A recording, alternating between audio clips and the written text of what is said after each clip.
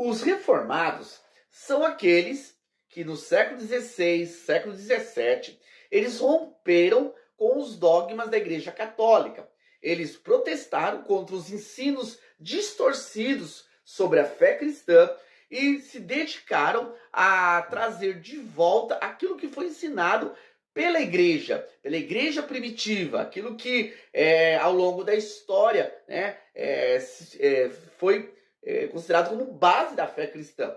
Por isso, os reformados eles vão ter um posicionamento muito voltado na fundamentação da salvação em Deus e não no ser humano. Nesse caso, os reformados vão entender que a salvação ela se perde quando ela é fundamentada no homem. Se é o ser humano que se salva através dos seus atos, então essa salvação ela pode ser perdida. Já quando entendemos que a salvação é uma obra de Deus, é o evangelho que nos alcança e que nos transforma, então de forma alguma a salvação ela pode ser perdida. O ser humano não vai perder a salvação.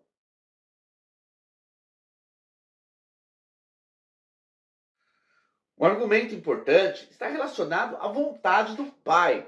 Nós temos ali nas palavras de Jesus dizendo que o Pai não quer que nenhum se perca. Nesse caso, a vontade de Deus é superior ao livre-arbítrio humano. Deus, ele é todo poderoso e a sua vontade vai se cumprir. Se a salvação dos eleitos é vontade de Deus, então essa vontade ela vai prevalecer. Você imagina Deus sendo onisciente, entendendo tanto o passado, o presente e o futuro. Imagina se ele salva uma pessoa, mas ele sabe que aquela salvação é só temporária. E lá na frente essa pessoa vai se desviar do caminho e vai perder a salvação. Então, qual seria a graça dessa salvação? Não, a vontade de Deus ela vai se cumprir porque Deus, quando ele salva, ele faz a obra completa. Ele salva no momento e salva por toda a vida dessa pessoa.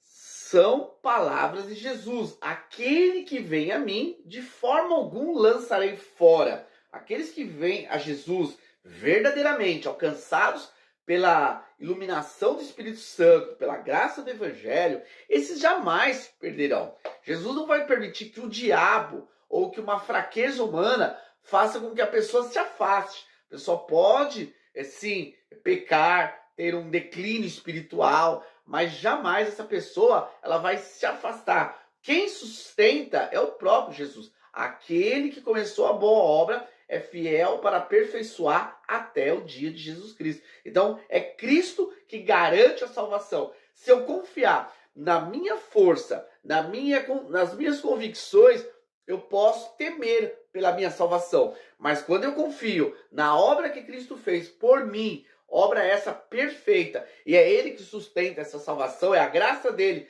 que me garante que eu não venha a me desviar do caminho, eu tenho a convicção da salvação, porque está fundamentado na vontade do Pai e na promessa de Jesus.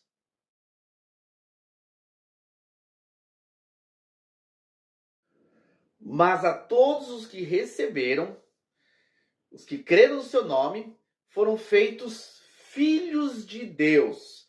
Texto de João 1,12. Se nós, que somos alcançados pelo Evangelho, somos feitos filhos de Deus, nesse caso, nós não vamos deixar de ser filhos ao longo da nossa caminhada. Se nós fomos adotados por Deus através da obra de Jesus, e isso é uma doutrina bíblica, os filhos de Deus não vão deixar de ser filhos. Imagina um pai que, por causa que seu filho cometeu algumas coisas erradas, ou porque o filho não acredita no pai, ou desobedece o pai, não respeita o pai, ele vai deixar de ser filho. Jamais. Então, quem é filho jamais vai deixar de ser filho. Claro que Deus, como pai, vai saber tratar os filhos desobedientes. Entretanto, eles não vão perder a sua filiação, porque isso não faz sentido, isso é totalmente ilógico.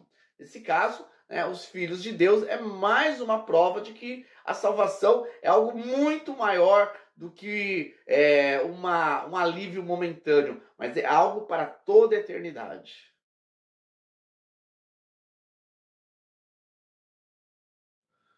Uma vez salvo, salvo para sempre. Esse é um dos lemas dos reformados. Se Deus salvou uma vez, essa salvação é para sempre. Essa grande promessa que nós temos, e isso vai gerar no verdadeiro cristão não uma irresponsabilidade ou uma postura totalmente displicente em relação à questão do pecado. Pelo contrário, isso vai gerar uma grande gratidão ao Senhor e um temor para não pecar, porque sabe que o pecado vai desagradar aquele que tanto nos amou e que nos salvou para sempre.